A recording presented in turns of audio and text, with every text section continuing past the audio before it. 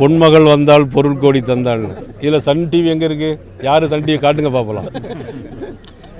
நீங்கள் தானா? நீங்கள் இப்போ இதை மட்டும் பொன்முடி மட்டும் ரிப்பீட் பண்ணி போடுங்களாம் பார்க்கலாம். செய்தியாளர்களை சந்தித்து பேசிய பாஜக மாநில தலைவர் நயினார் நாகேந்திரன், அமைச்சர் பொன்முடி பேசியதை ஏன் தொலைக்காட்சிகளில் ஒளிபரப்பு செய்யவில்லை என கேள்வி எழுப்பியுள்ளார். இன்னைக்கு அமைச்சர் பொன்முடி அவர்கள் பெண்களை நிற்க வச்சு அல்லது நெத்தியில் இப்படி நேராக கோடு போட்டால் இப்படி படுக்க வச்சு கோடு போட்டால் இப்படி அப்படின்னு பெண்களை பேசியிருக்காங்க. இதை எத்தனை பேர் நீங்கள் திருப்பி இந்த மீடியாவில் திருப்பி போட்டீங்க? நாட்டு மக்கள் உணர வேண்டும் அப்படின்னு சொல்லி எத்தனை மீடியாவில் நீங்கள் போட்டிருக்கீங்க? ஓட்டுக்காக நான் பேசலை. டிபேட் வேறு, மற்ற விஷயங்கள்லாம் எதனாலும் டிபேட்னால் போட்டுருவாங்க.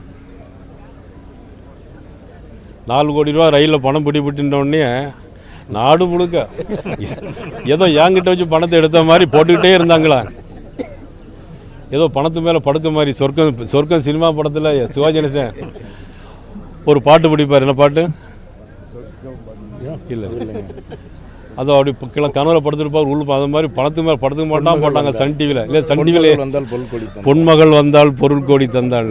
இதில் சன் டிவி எங்கே இருக்குது? யார் சன் டிவி காட்டுங்க பார்க்கலாம். நீங்கள் தானா?